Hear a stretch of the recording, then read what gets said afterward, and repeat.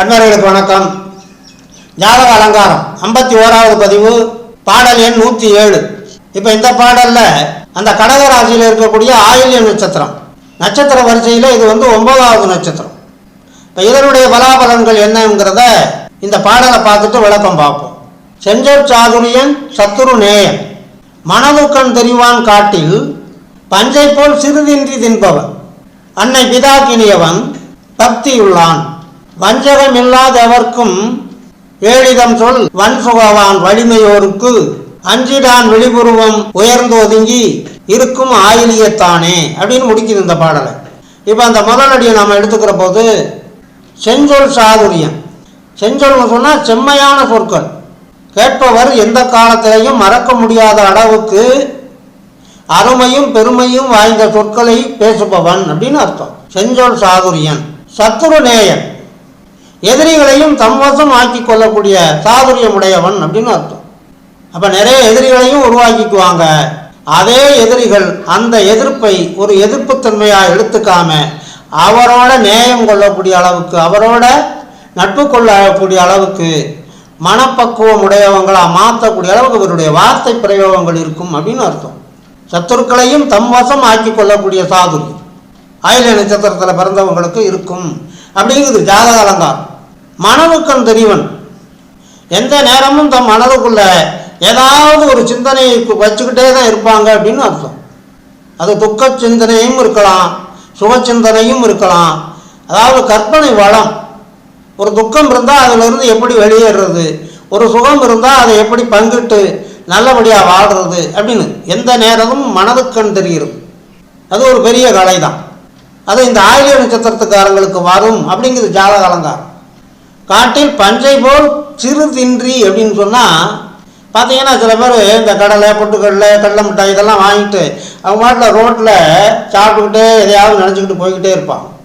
பஞ்சை போல் அப்படின்னு சொன்னால் சாதாரணமானவங்களை குறிக்கக்கூடிய வார்த்தை. அவங்கள போல இந்த ஆயில்ய நட்சத்திரத்தில் பிறக்கக்கூடிய சிறப்பானவர். சிறுதின்றி தின்பன் அப்படின்னு சொன்னால் சாதாரண பொருள்களை கூட வாங்கி, ஒரு பொறிகளில் கூட வாங்கிக்கிட்டு ரோட்டில் அவங்களா தின்னுட்டு போகிறவங்களா இருப்பாங்க. அப்படியெல்லாம் அவங்களுக்கு ஒரு உயர்வு மனப்பான்மை உருவாகாது அப்படின்னு அர்த்தம். கர்வம் இருக்காது, அப்படி எடுத்துக்கணும். அன்னை பிதாக்கினியன், தாய் தந்தையரை ரொம்ப அன்போடு கவனிச்சுக்குவாங்க.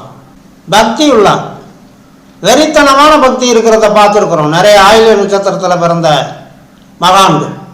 வெறித்தனமான பக்தி இங்கே ஜாதக அலங்காரம் சுட்டி காட்டுது. வஞ்சகம் இல்லாத எவருக்கும் ஏழிதம் சொல், மற்றவங்கள கேலி பேசுவாங்க, மற்றவங்கள தாழ்த்தி பேசுறது மாதிரி இருக்கும். ஆனால் அது வஞ்சகம் இல்லாதது அப்படிங்கிறது வார்த்தைப்படுது ஜாதக அலங்காரம். வஞ்சகம் இல்லாது எவருக்கும், ரொம்ப நெருங்கிய நண்பர்களை கூட கேலி பேசுறது மாதிரி பேசுவாங்க.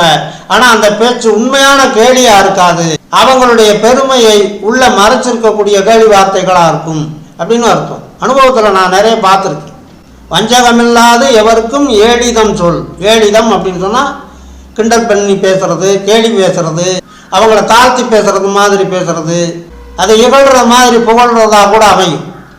சுகவான், நல்லா சம்பாதிப்பாங்க, திறமையோடு இருப்பாங்க, பொருளாதாரத்தில் தன்னிறைவு பெற்று இருப்பாங்க. அதே அடியில் தொடர்ந்து இறுதியாக பாருங்க, வலிமையோருக்கு எவ்வளவு பெரியவங்களாக இருந்தாலும், பட்டம் பதவிகளில் உயர்ந்தவங்களாக இருந்தாலும், அதிகாரம் மிக்கவங்களாக இருந்தாலும் அவங்களுக்கெல்லாம் அஞ்சிடான், பயப்படவே மாட்டாங்க. பெரிய பெரிய அதிகார தோரணையில் இருக்கிறவங்கள கொஞ்சம் கூட பயப்படாமல் அவங்களுக்கு சரியான கருத்துக்களை சொல்லி அவங்களுக்கு நேர் எதிராக நெஞ்சை நிமித்தி நின்று வாதம் புரிய கூட அவங்க பயப்பட மாட்டாங்க அப்படின்னு அர்த்தம். ஆனால் நல்லதை தான் சொல்லுவாங்க, நல்லதை தான் பேசுவாங்க அப்படின்னு அர்த்தம். ஆயில்ய நட்சத்திரத்தில் பிறக்கிறவங்க ஆணாக இருந்தாலும் பெண்ணாக இருந்தாலும் அந்த தன்மையை அவங்கள்ட்ட நீங்கள் பார்க்கலாம். ஜாதக அலங்காரம் இங்கே சொல்லுது. வெளி புருவம் உயர்ந்து ஒதுங்கி, ஒதுங்கின்னு சொல்லும்போது ஒதுங்கி போகிறது இல்லை, தனித்தன்மையோடு இருக்கும் அப்படின்னு அர்த்தம்.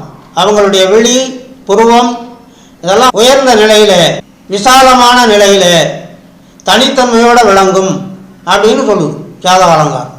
இறுதிய ஆயிலியத்தானே அப்படின்னு முடிச்சிருக்கு.